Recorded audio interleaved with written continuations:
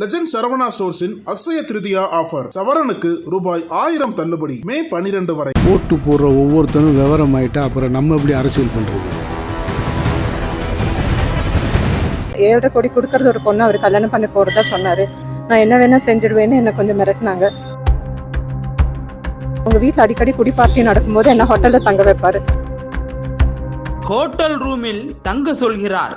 ஃப்ரெண்ட்ஸுடன் நடக்கும் இரவு கூத்து, வக்கீல் கணவரின் வினோத கொடுமைகள், இளம்பெண் கொடுத்த பகீர் குற்றச்சாட்டு.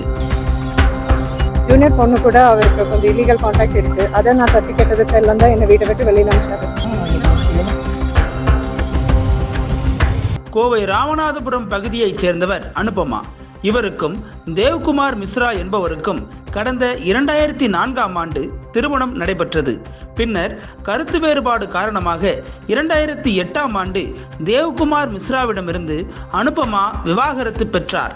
இதற்கிடையில் தேவ்குமார் மிஸ்ரா வரதட்சணையாக மனைவி அனுபமாவிடமிருந்து வாங்கிய நகைகளை விற்று கோவை வடவெள்ளி பகுதியில் இடம் ஒன்றை வாங்கியிருந்தார். நீதிமன்றத்தில் வழக்கு தொடர்ந்த அனுபமா இந்த இடத்தை பெற முயற்சி செய்தார். அந்த நேரத்தில் கோவை ரேஸ்கோர்ஸை சேர்ந்த செந்தில்குமார் என்பவர் தான் வக்கீல் என்றும் இது போன்ற பிரச்சனைகளை நீதிமன்றத்திற்கு வெளியே வைத்து முடித்து தருவதாகவும் கூறியிருக்கிறார்.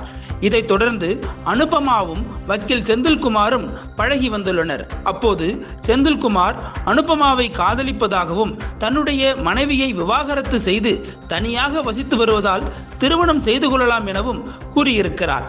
இதைத் தொடர்ந்து கடந்த 2010ஆம் ஆண்டு ஏப்ரல் 30ஆம் தேதி சரவணம்பட்டி கரட்டுமேடு முருகன் கோவிலில் வக்கீல் செந்தில்குமாரும் அனுபமாவும் திருமணம் செய்து கொண்டனர். திருமணத்திற்கு பிறகு அனுபமா பெயரில் உள்ள பல கோடி ரூபாய் சொத்துக்களை தனக்கு தர வேண்டும் என செந்தில்குமார் கேட்டுள்ளார். அனுபமா தர மறுக்கவே அவரை வீட்டை விட்டு வெளியேற்றியுள்ளார்.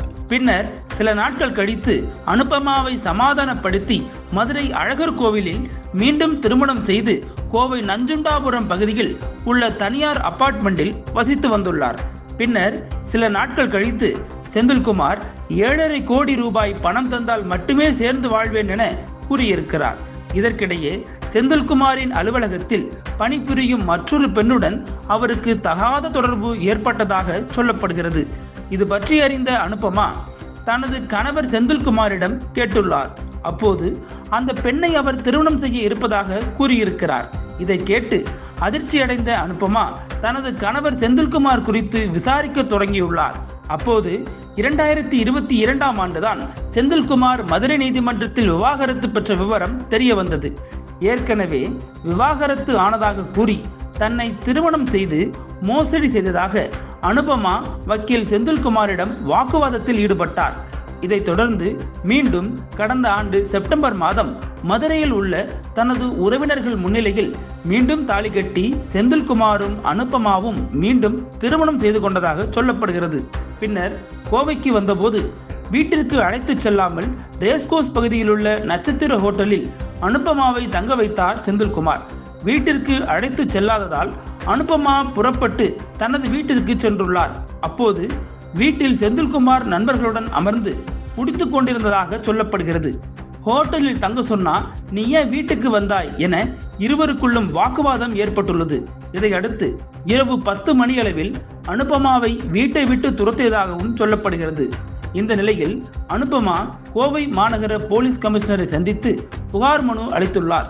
புகாரின் பேரில் போலீசார் விசாரணை நடத்தினர். ஆனால் விசாரணைக்கு செந்தில்குமார் வராததால் அனுபமா மீண்டும் மதுரைக்கு சென்று போலீஸ் கமிஷனரையும் கலெக்டரையும் சந்தித்து புகார் அளித்தார். புகாரின் பேரில் போலீசார் செந்தில்குமாரை அழைத்து விசாரணை நடத்தினர். கடந்த நவம்பர் மாதம் கோவை மாநகர போலீஸ் கமிஷனரிடம் அளிக்கப்பட்ட புகாரின் பேரில் எவ்வித நடவடிக்கையும் எடுக்காததால் மீண்டும் அனுபமா கோவை மாநகர போலீஸ் கமிஷனரை சந்தித்து புகார் அளித்துள்ளார். மேலும் வக்கீல் செந்தில் தன்னிடம் இருந்து 50 பவுன் தங்க நகைகள் மற்றும் 20 லட்சம் ரூபாய் மதிப்பிலான சொத்துக்களை அபகரித்து விட்டதாகவும் புகாரில் அனுபமா கூறியுள்ளார். புகாரின் பேரில் போலீசார் தீவிர விசாரணை நடத்தி வருகின்றனர். அப்புறம் இப்போ இவர் ஏசி சார் என்ன சொன்னாருன்னா, நெக்ஸ்ட் டைம் செந்தில் வந்த பிறகே நான் உங்களை கூப்பிடுறேன், திருப்பி ஒரு வாட்டி நீங்கள் வந்துட்டு திருப்பி போகிறது மாதிரி இருந்ததுன்னு சொன்னாங்க. அப்புறம் நடுவில் நான் செந்திலை பார்க்கறதுக்காக மதுரைக்கு போயிருந்தேன் பொங்கல் டைமு. அப்போது அங்கேயும் வந்து 100 கடிச்சிட்டு வந்துட்டு என்னை வந்து வெளியில் அனுப்புறதுக்கு தான் முயற்சி செஞ்சாங்க. ஆனால் என்னவா இருக்காரு? அவர் வக்கீலாக இருக்கிறாருங்க, கோயம்புத்தூரில் வக்கீலாக இருக்கிறாருங்க. அவர் யாதவா காலேஜ் கவுன்சில் மெம்பராகவும் இருக்கிறாரு மதுரையில். ஸோ அவர் மதுரையிலையும் கோயம்புத்தூர்லையும் மாற்றி மாற்றி இருப்பார். ரீடிங் எங்க இருக்குங்க? இங்கே பாசன்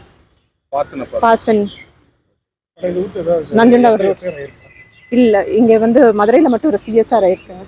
ஆனால் வேற எங்கேயுமே எஃப்ஐஆர் எதுவுமே ஆகல. அவர் நேற்று மதுரைங்க.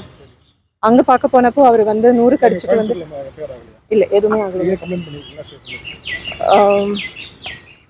இங்கே கமிஷனர் சாரை பார்த்து தான் கம்ப்ளைண்ட் பண்ணேன். நவம்பர் 18ஆம் தேதி பண்ணதுங்க, 2023. ஏசி சாரை வச்சு விசாரணை பண்ணாங்க. பட் அதுக்கு எந்த செந்தில் வந்து ஒரே வாட்டி தான் விசாரணைக்கு வந்தாங்க. திருப்பி இன்னைக்கு வந்து கமிஷனர் சாரை பார்க்க வந்தேங்க. அவர் திருப்பி ஏசி சாரை வச்சு ஒரு வாட்டி விட கரெக்டாக விசாரிக்கிறேன், இது ஃபேமிலி டிஸ்பியூட்னால இது வந்து எப்படி டீல் பண்ணுறதுன்னு தெரியலன்னு சொன்னார். அவர் இங்கே கோயம்புத்தூர் கோர்ட்டில் தாங்க, அவரோட ஆஃபீஸ் ரேஸ் கோர்ஸில் இருக்கு. அவர் அப்படிதான் பண்ண போறாரு. 7.5 கோடி கொடுக்கறது போனால் கல்யாணம் பண்ணுவாருன்னு சொன்னாங்க. அவரோட ஒரு ஜூனியர் பொண்ணு கூட அவருக்கு கொஞ்சம் இல்லீகல் கான்டாக்ட் இருக்கு. அதை நான் தட்டி கேட்டதுக்கு எல்லாம் தான் என்னை வீட்டை விட்டு வெளியில் அனுப்பிச்சாரு. என்ன சொல்யூஷன் என்ன எதிர்பார்க்குறீங்க? இதுக்கு சட்டப்படியான என்ன நடவடிக்கையோ எடுத்துட்டு எனக்கு நியாயம் கொடுக்கணும். ஏன்னா நான் இப்போ வீடு இல்லாமல் இருக்கிறேன், எனக்கு வேலையும் இல்லை. ஸோ என்ன பண்ணணும்னு தெரியல. உங்களோட சொத்து எவ்வளோ அவர் அபகரிச்சிருக்காரு? என்னோட ஒரு 50 sovereigns நகை அவர்கிட்ட இருக்குங்க. அப்புறம் என்னங்க 50 பவுன் அண்ட் மோர் தென் 20 lakhs பக்கம் வாங்கியிருக்கிறாருங்க. அப்போ எனக்கும் அவர் பேரில் ஒரு லேண்ட் இருக்குங்க கோத்தகிரி.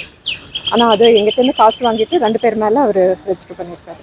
தமிழகத்தின் அரசியல் புலனாய்வு வரலாறு நக்கீரன் பப்ளிகேஷன்ஸ். இந்த கோடை விடுமுறையை புத்தகங்களுடன் கொண்டாடுங்கள்.